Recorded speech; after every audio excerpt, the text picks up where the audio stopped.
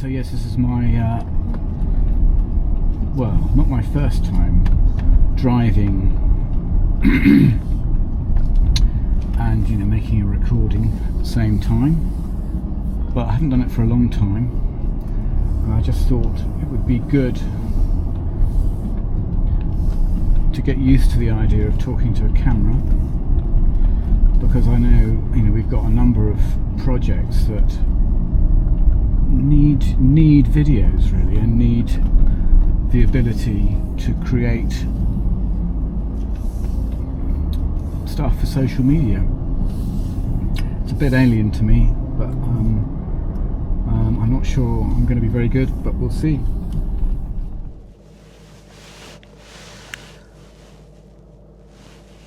And we're ready to set off to my fitness class in Petworth, 5 miles away. Now, when I tried this video yesterday afternoon, I hadn't synced the mic properly, so that didn't work, so hopefully that will be good now.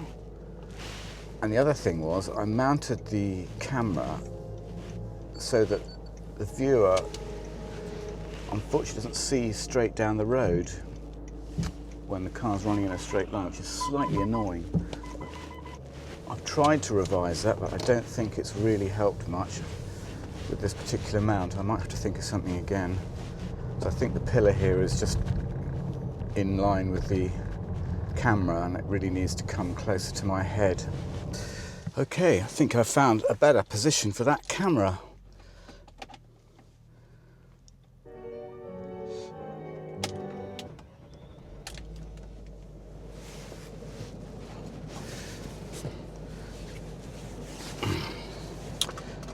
Yes, so we'll see how this works as a video with a camera up there.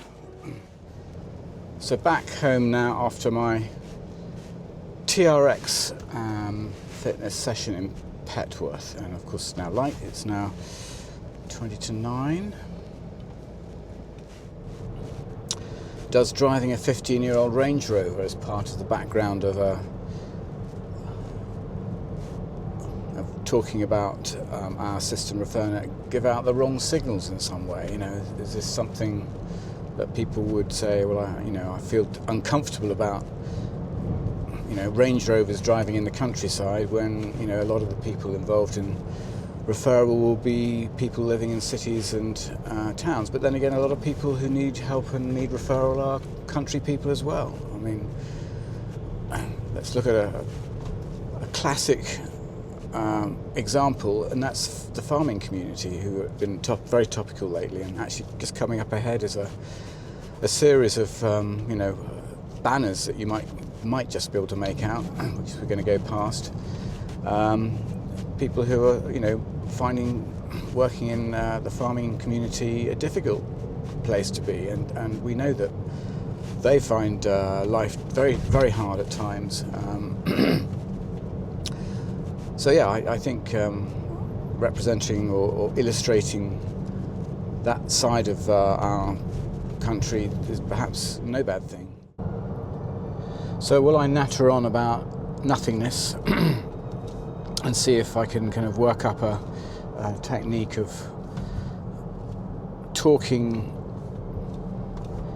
in a way that's, you know, comes across reasonably well. Do I use hand gestures? I think I do need to occasionally look around at the camera. So as you see, I have 2 maps running at the same time when I drive. I'm a bit of a stickler for it, really. I just love a good map, and I absolutely hate getting stuck in traffic. I'd rather drive twice as long and just keep moving than get stuck in traffic, particularly on motorways where you simply have got no choice but to sit it out, whatever might happen. Anything I can do to avoid it, I like to do. And I find TomTom on my phone is really, really good. I'm very familiar with it. I know there's lots of other good stuff out there, but I'm just familiar with it. It works really well at avoiding traffic. But on top of that, I really like having another map that's got a wider view, so you get a sense of what's coming up, which you don't get when you're just, you know, looking at the, you know, I don't know how far ahead that this is, half a mile ahead or something that you see on a regular app. So yeah, this for me is brilliant, and I can just zoom out a bit and get it to a sensible spot so I can see, you know, what traffic is coming up.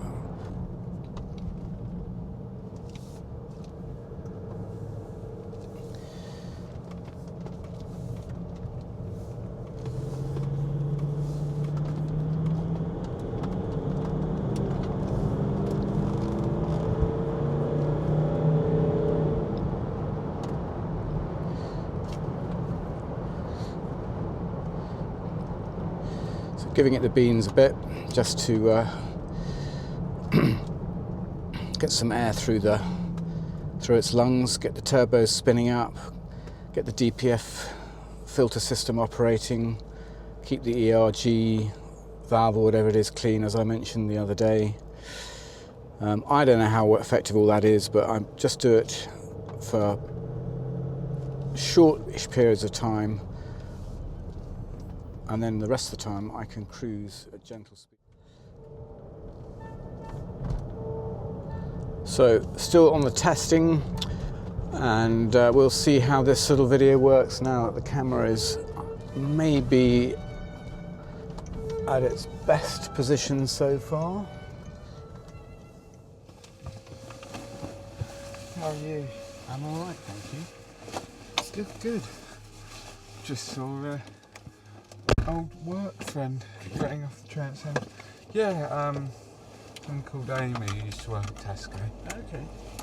And she apparently now works in Port Slade. Oh wow. I didn't realise. I mean, I knew that she worked at a cafe now, but I didn't realise it was actually down in sort of Brighton way. In Tesco's Port Slade. No, she doesn't work at Tesco anymore. Okay.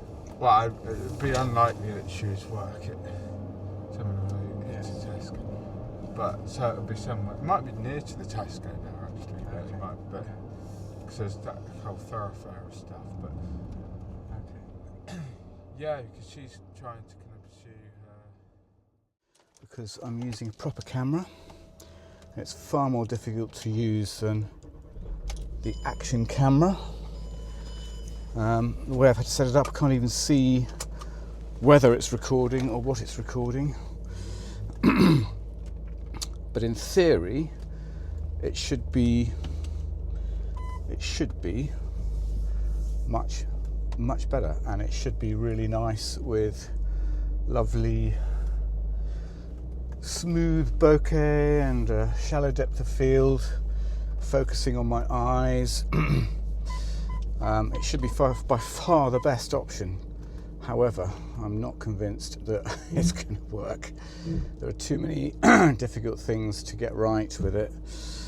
But let's see. So I have to say the camera's looking quite stable. There's every chance it'll fall off the window, but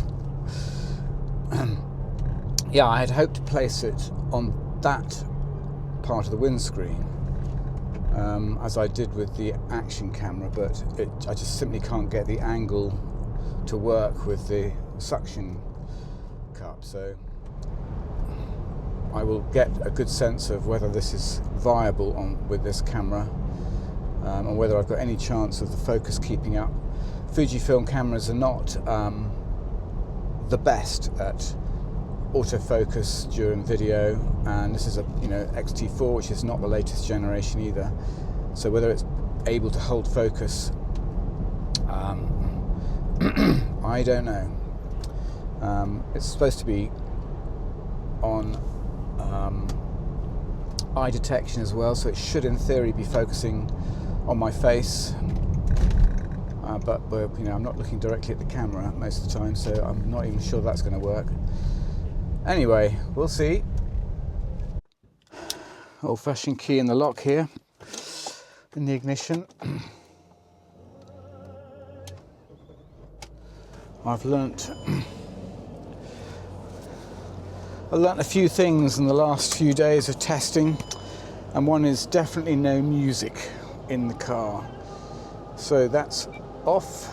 Okay, I'm still testing out different camera positions, different ideas about making videos, and I'm going to explain now that part of this is just for a bit of fun, to instead of just Googling what the best thing to do is with action cameras and vlogging when you're in a car, I'm kind of trying to work it out for myself a bit, just to see what I come up with.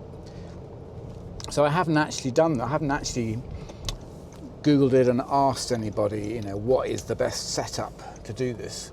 I just thought, I've got a photographic background,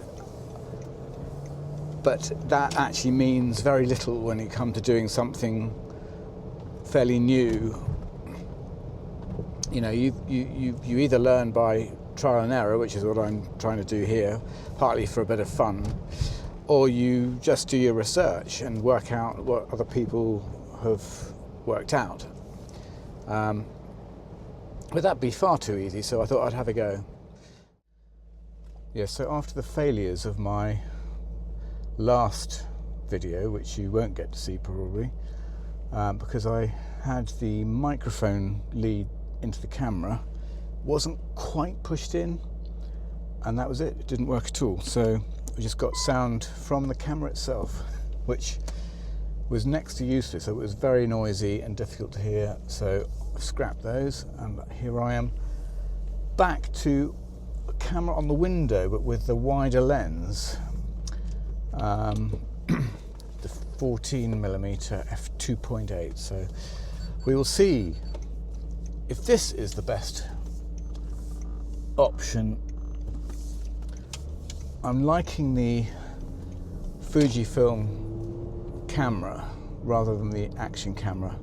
It is nicer, the image you get. There's no doubt about that. It's just whether it's all a bit of a faff. There are lots of things to go wrong. So my long-suffering viewers, I am hoping for a successful shoot again with my Fuji. Hopefully everything is set up properly.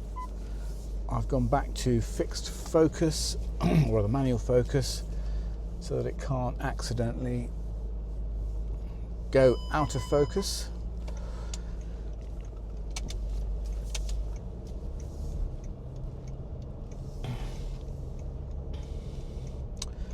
Just gradually getting to the point where the settings are going to work. So I still I brought this 14mm lens out today rather than the 18. I'm thinking this might just be slightly better, so I'm not quite so big in the picture, which would be a relief to you all.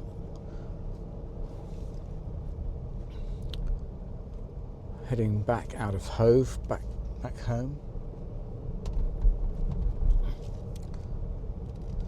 See, this is where I struggle. I come up with little topics to talk about, little things I can convey that I want to talk about, and then I stumble and stop. Well, that's okay, because you can cut stuff together and make it all look seamless. But I still find it quite difficult to say things in a fluent way that comes across in a meaningfully. So I'm going to give you a little introduction to ReferNet, which is our online referral system for advice agencies. We set this up about 2006, really. It was started. 2009 we had probably a best kind of big initial client, which was Citizens Advice Peterborough, and they worked really well with it, referring clients to all sorts of different agencies around them, and that's what ReferNet's for. It's referring usually vulnerable people, but people between different agencies around, in an area like Peterborough or across the counties. We've got it in the whole of Kent with 300 agencies referring between each other, and that's what it's primarily set up to do, just referring people with a bit of information, just enough information to refer them from one place to another, and then that agency takes over the customer and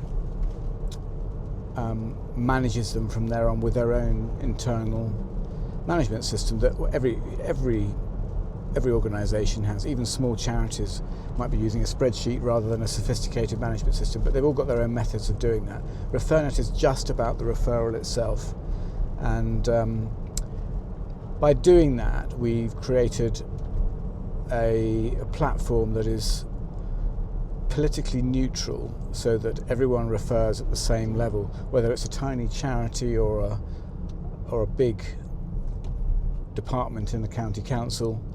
Everyone's got the same ability to refer from one place to another. Whoever commissions the system can be asked to decide which agencies in the network they can see or not see. So it's got a very granular level of enabling and managing who refers to who. But that's basically it. It's just for referring people.